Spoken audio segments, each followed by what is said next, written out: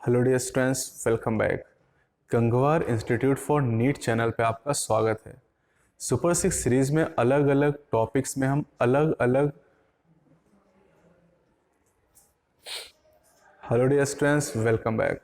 Gangwar institute for NEET channel पे आपका स्वागत है। जैसा कि आप जानते हैं कि सुपर 6 सीरीज में हर वीडियो में हम एक अलग टॉपिक को कंसिडर करते हैं और ये टॉपिक आपके लिए काफ़ी इंपॉर्टेंट होते हैं जो आपके नीट के एग्ज़ाम में पूछे जा सकते हैं। उन्हीं टॉपिक को यहाँ पर हम डिस्कस करते हैं। पिछली कुछ वीडियोस से हमने अलग अलग टॉपिक्स के बारे में डिस्कशन किया है। आज यहाँ पर हम बात करेंगे एक्स्ट्रा सेलुलर और इंट्रा सेलुलर डाइजेशन के बारे में। किंगडम एनिमेलिया के अलग अलग फाइलम में ये आपसे क्वेश्चन पूछे जाते हैं, तो इसको कैसे आप करेंगे, इसको याद करने की, याद रखने की ट्रिक मैं आपको बताऊंगा और साथ ही साथ इनका मतलब क्या है इसके बारे में भी हम डिस्कस करेंगे। तो सबसे पहले बात करते हैं कि इंट्रा सेलुलर और एक्स्ट्रा सेलुलर डाइजेशन में अंतर क्या होता है। तो सबसे पहले यहाँ पर हम देखते हैं कि अगर एक सेल है और इस सेल के अंदर एक फूड वैक्यूल है, ये एक सेल आपको दिखाई गई है, इस सेल के अंदर ये फूड वैक्यूल आपको दिखाई गई है और इस फूड वैक्यूल के अंदर जो फूड है उसका डाइजेशन हो रहा है। इसके अंदर ये फूड है और इसका डाइजेशन हो रहा है। तो डाइजेशन चूंकि सेल के अंदर हो रहा फूड वैक्यूल में, that is named as intracellular digestion. Intracellular digestion, intra का मतलब होता है विद इन और सेलुलर मतलब सेल, यानी विद इन सेल अगर डाइजेशन हो रहा है that is called intracellular digestion. दूसरा है एक्स्ट्रा सेलुलर डाइजेशन।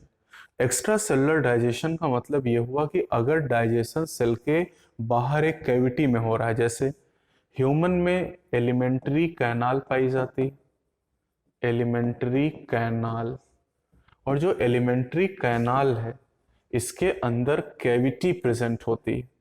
जैसे स्टमक की बात करें तो स्टमक के अंदर जो स्पेस है उसमें फूड का डाइजेशन हो रहा सेल के बाहर होता है। यानी अगर डाइजेशन कैविटी में हो रहा है सेल के बाहर तो इसे कहा जाता है एक्स्ट्रा सेलुलर डाइजेशन। एक्स्ट्रा मतलब बाहर, एक्स्ट्रा सेलुलर डाइजेशन। तो इंट्रा सेलुलर डाइजेशन का मतलब है डाइजेशन सेल के अंदर हो रहा है और एक्स्ट्रा सेलुलर मतलब सेल के बाहर डाइजेशन एक कैविटी में हो रहा है जिसे एलिमेंट्री कैनाल का नाम दिया जाता है। अब अलग अलग एनिमल की हम बात करते हैं।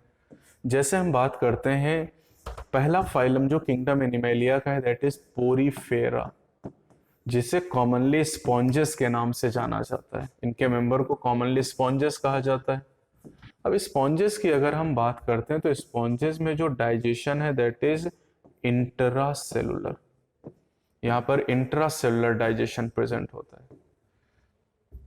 फिर इसके बाद जो दूसरा फाइलम हमारे पास है दैट इज सीलेंटरेटा, जिसे निडेरिया कहा जाता है। हाइड्रा इसी फाइलम का मेंबर है। और टीनोफोरा की अगर बात करें, सीलेंटरेटा और टीनोफोरा, टीनोफोरा तीसरा फाइलम है किंगडम एनिमेलिया का। सीलेंटरेटा और टीनोफोरा की अगर हम बात करते हैं तो यहां पर जो डाइजेशन है that is both intracellular and extracellular. यहाँ पर इंट्रासेलुलर भी होता है और एक्स्ट्रा सेलुलर भी होता है। दोनों तरह का डाइजेशन यहाँ पर होता है। पहले अगर आपसे पूछा जाए कि पहले कौन सा डाइजेशन होता है तो एक्स्ट्रा सेलुलर डाइजेशन पहले होता है। पहले एक्स्ट्रा सेलुलर डाइजेशन होता है और बाद में इंट्रा सेलुलर डाइजेशन होता है। तो यहाँ पर दोनों तरह का डाइजेशन है सीलेंट्रेटा और टीनोफोरा में। अब बात करते हैं यहाँ पर प्लेटीहेल्मिन्थ से लेकर, प्लेटीहेल्मिन्थ जहां पर फ्लैट वर्म को रखा गया है, प्लेटीहेल्मिन्थ से लेकर कॉर्डेटा तक के जितने भी एनिमल हैं, प्लेटीहेल्मिन्थ से कॉर्डेटा मतलब प्लेटीहेल्मिन्थ, एस्केल्मिन्थ, एनिलिडा, आर्थ्रोपोडा, मोलस्का, इकाइनोडर्मेटा, हेमीकॉर्डेटा और कॉर्डेटा, इन सभी की अगर बात करें तो इनमें जो डाइजेशन है that is extra cellular digestion. इनमें एक्स्ट्रा सेलुलर डाइजेशन होता है।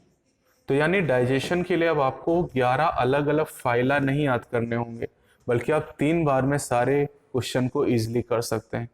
यानी अगर आपसे पूछा जाता है यहाँ पर पोरीफेरा के बारे में, तो पोरीफेरा में केवल इंट्रासेलुलर डाइजेशन होता है। अगर आपसे पूछा जाता है सिलेंट्रेटा और टिनोफोरा में, तो यहाँ पर इंट्रासेलुलर और एक्स्ट्रासेलुलर दोनों तरह का डाइजेशन होता है। और इसके बाद अगर हम बात करते हैं प्लेटी हेलमिन से लेके कॉर्डेटा तक के मेंबर की, तो इनमें एक्स्ट्रा सेलुलर डाइजेशन पाया जाता है। तो इस तरीके से आप आसानी से इस बात को ध्यान रख सकते हैं, यानी आपको अलग अलग फाइला याद करने की ज़रूरत नहीं, बल्कि एक ही साथ आप सभी को एक साथ याद रख सकते हैं। तो आज के टॉपिक के लिए इतना ही। अगर कोई टॉपिक आप चाहते हैं सुपर 6 सीरीज में हम डिस्कस करें, तो इसके बारे में आप मुझे ज़रूर बताएंगे। अगली वीडियो तक के लिए बेस्ट ऑफ लक।